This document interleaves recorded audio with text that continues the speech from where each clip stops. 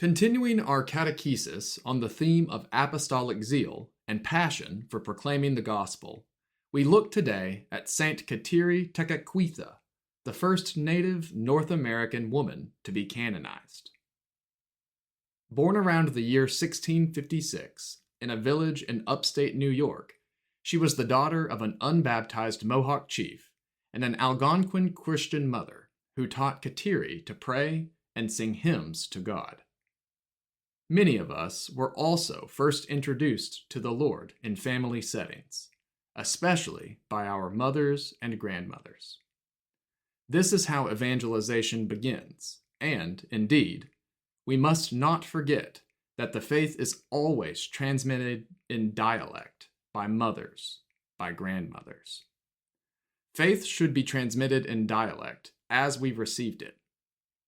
Evangelism often begins this way, with simple, small gestures, such as parents helping their children learn to talk to God in prayer and telling them about His great and merciful love. The foundation of faith for Kateri, and often for us as well, was laid this way. She received it from her mother in dialect, the dialect of the faith. When Kateri was 4 years old, a severe smallpox epidemic struck her people. Both of her parents and her younger brother died, and Kateri herself was left with scars on her face and vision problems. From then on, Kateri had to face many difficulties. The physical ones from the effects of smallpox, certainly, but also the misunderstandings, persecutions, and even death threats she suffered following her baptism on Easter Sunday, 1676.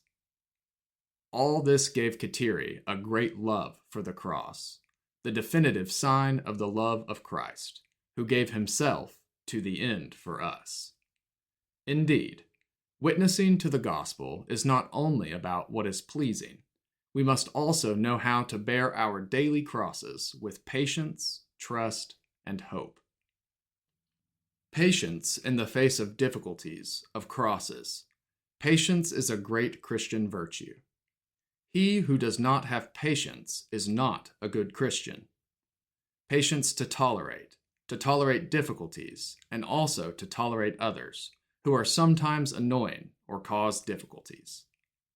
Kateri Tekakwitha's life shows us that every challenge can be overcome if we open our hearts to Jesus, who grants us the grace we need. Patience and a heart open to Jesus. This is a recipe for living well. After being baptized, Kateri was forced to take refuge among the Mohawks in the Jesuit mission near the city of Montreal. There, she attended Mass every morning, devoted time to adoration before the Blessed Sacrament, prayed the Rosary, and lived a life of penance. These spiritual practices of hers impressed everyone at the mission.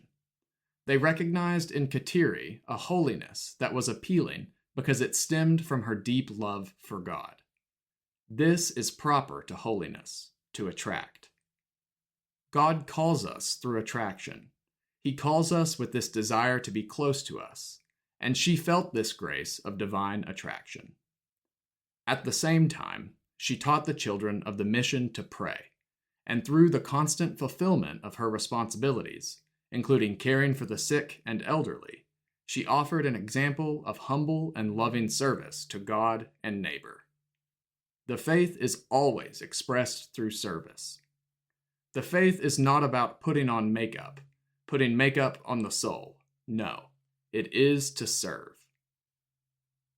Although she was encouraged to marry, Kateri preferred to completely dedicate her life to Christ.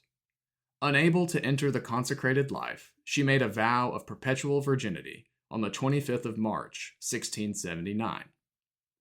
This choice of hers reveals another aspect of apostolic zeal that she had: total surrender to the Lord. Of course, not everyone is called to make the same vow as Kateri, but every Christian is called to give him or herself daily with an undivided heart to the vocation and mission entrusted to them by God, serving Him and one's neighbor in a spirit of charity. Dear brothers and sisters, Kateri's life is further proof that apostolic zeal implies both union with Jesus, nourished by prayer and the sacraments, and the desire to spread the beauty of the Christian message through fidelity to one's particular vocation. Kateri's last words are very beautiful. Before she died, she said, "Jesus, I love you." May we too, like Saint Kateri Tekakwitha, draw strength from the Lord and learn to do ordinary things in extraordinary ways, growing daily in faith, charity, and zealous witness for Christ. Let us not forget, each one of us is called to holiness, to everyday holiness, to the holiness of the common Christian life. Each one of us has this calling. Let us go forward along this path. The Lord will not fail us.